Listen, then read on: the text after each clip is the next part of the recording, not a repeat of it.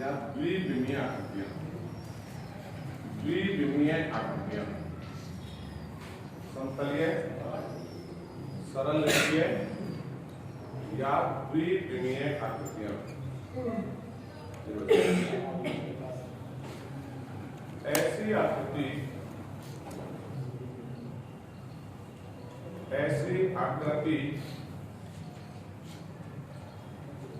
जो केवल एक ही तल पर अपना स्थान घेरती हो,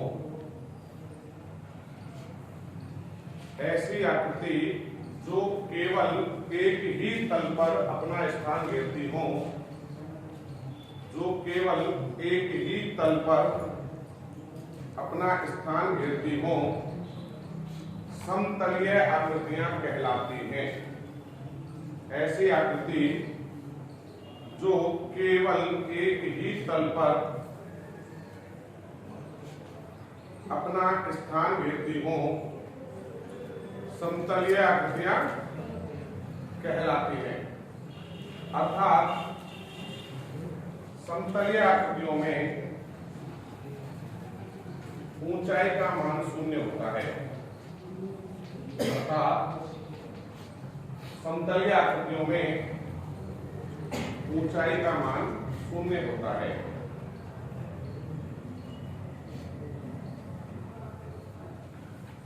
ऊंचाई का मान शून्य होता है।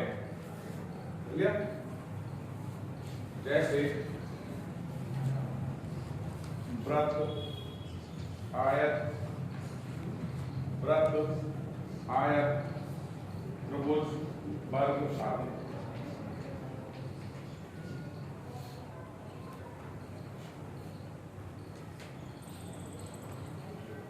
त्रिभुज, वर्ग आदि।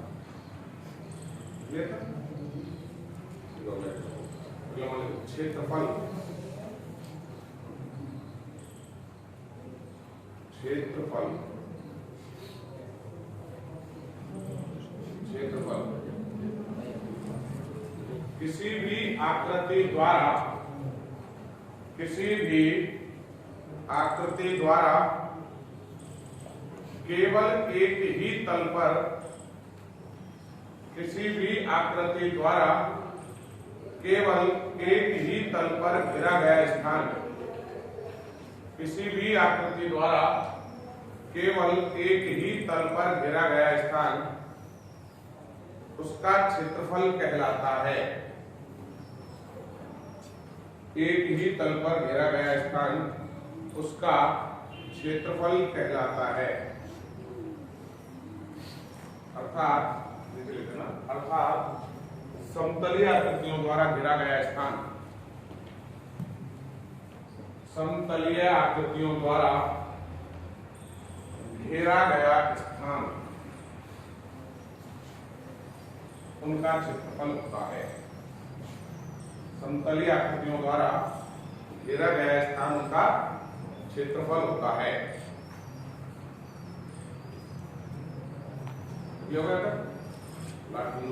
क्षेत्रफल, क्षेत्रफल दो अक्षों का गुणनफल होता है। क्षेत्रफल, क्षेत्रफल दो अक्षों का गुणनफल होता है। क्षेत्रफल दो अक्षों का गुणनफल होता है।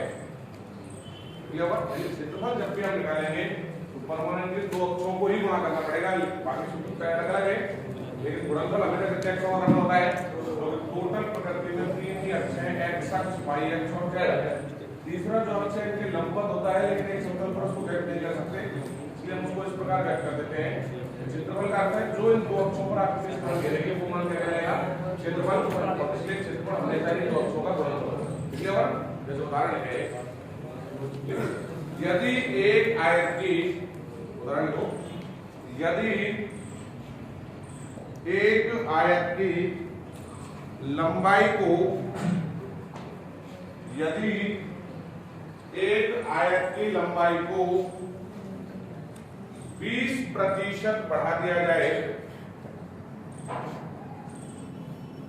लंबाई को 20% बढ़ा दिया जाए तथा चौड़ाई को 30% घटा दिया जाए, लंबाई को 20% बढ़ा दिया जाए, लंबाई को 20% बढ़ा दिया जाए तथा चौड़ाई को 30% घटा दिया जाए तो उसके क्षेत्रफल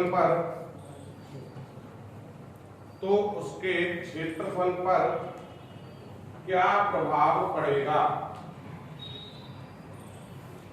तो उसके क्षेत्रफल पर क्या प्रभाव पड़ेगा। देख लिया, जो क्षेत्रफल कितने अक्षों का गुणनफल होता है, हमें यहाँ पर कहा गया है कि मान लीजिए कोई भी लंबाई था, उसकी लंबाई हमने 20% बढ़ा दी। कोई भी संख्या खुद के हमेशा 100% होती है, कोई भी मान खुद के कितने परसेंट है, 100% है। लंबाई हमने 20% बढ़ा दी तो कितने परसेंट हो गई, 120। कोई भी मान खुद के 100% तो है, 20% और बढ़ा दिया जाएगा तो मान कितना हो जाएगा। और चौड़ाई को 30% घटाया तो 100% जब मान खुद होता है तो चौड़ाई कितनी हो गई, लंबाई बढ़ाने पर 120 हो गई, चौड़ाई घटाने पर कितनी रह गई। तो क्षेत्रफल तो अक्षों का गुणनफल है। अब यहाँ दो बार हमने बना दिया, ये मान भी परसेंटेज में था और ये मान भी हमने परसेंटेज में लिख दिया है। परसेंटेज का तो दो बार आ रहा है तो एक बार हटाने के लिए हमने यहाँ लिख दिया बटे में 100। भाई दोनों बार परसेंटेज हो गया था, तो इसको हल करके हमने जब देखा 12 गुणा 7 कितने परसेंट रह गया।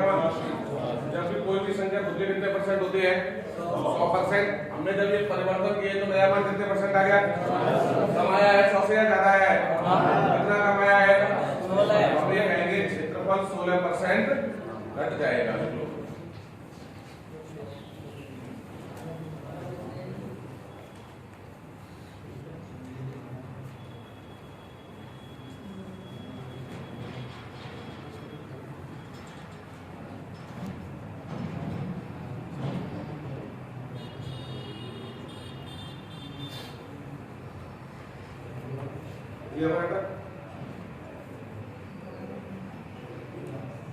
अब ये क्षेत्रफल की जगह आयतन होता तो आयतन के लिए कितने अक्षरों का गुणा करना होता है।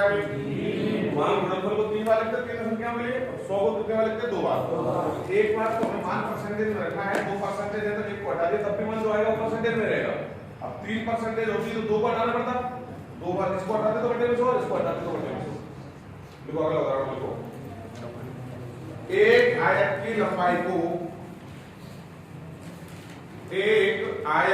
लंबाई को 25% बढ़ा दिया जाए, एक आयत की लंबाई को 25% बढ़ा दिया जाए तथा चौड़ाई को आयत की लंबाई को 25% बढ़ा दिया जाए तथा चौड़ाई को 12% घटा दिया जाए। लंबाई को 25% बढ़ा दिया जाए, चौड़ाई को 12% घटा दिया जाए तो इसके क्षेत्रफल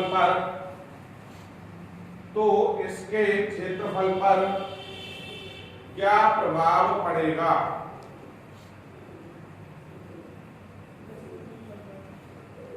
लंबाई को 25% बढ़ा दें, चौड़ाई को 12% घटा दें तो क्षेत्रफल पर क्या प्रभाव पड़ेगा।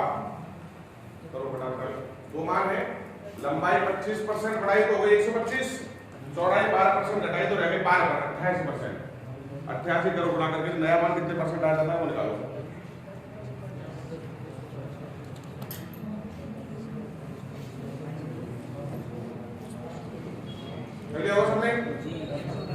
लंबाई 25% बढ़ाई गई है तो हो गई 125, 12% घटाने पर मान रह गया 88/100।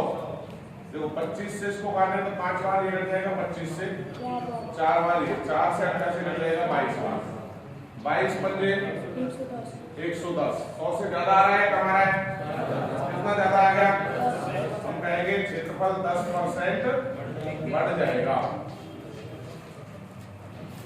ये होगा। अब देखो आयत था तो हमें 2 मान दे दिए, अगर वृत्त की बात की जाए या वर्ग की बात की जाए तो उसमें एक एक्स पर आने वाले मान को 2 बार लिखते हैं क्योंकि वर्ग में भुजाएं समान होती है। तो इसलिए जब हमें वर्ग या वृत्त आ जाएगा 2 मान नहीं देगा, लेकिन दिमाग में रखना है क्षेत्रफल कितने अक्षरों का गुणनफल है, 2। एक लाख को एग्जांपल ले लो, देखो यदि किसी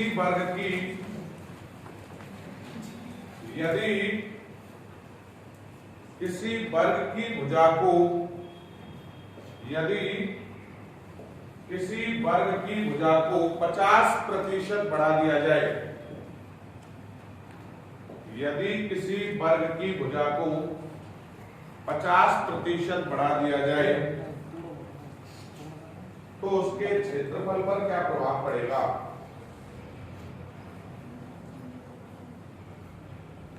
तो उसके क्षेत्रफल पर क्या प्रभाव पड़ेगा? तो उसके क्षेत्रफल पर क्या प्रभाव पड़ेगा? करो फटाफट। यदि 50% मान बढ़ाया जाएगा, क्योंकि 100% स्वयं मान होता ही है, 50 और बढ़ा दे तो हो जाएगा 150। 150 को कितनी बार गुणा करेंगे हम? 2 बार। करो फटाफट, नया मान कितना आता है वो निकालो। 150 गुणा 150 बटे 100 कितना आता है नया मान? देखो 50% बढ़ाने पर मान हो जाएगा 150 इंटू 150 बटे 100। 2 जीरो से दोनों जीरो कैंसिल हो जाएंगे। 15 गुणा 15 आ जाएगा 225। अब 100 से कितना ज्यादा आ गया? तो हम ये कहेंगे क्षेत्रफल कितने परसेंट बढ़ जाएगा? 125% क्षेत्रफल पहले की तुलना में बढ़ जाएगा।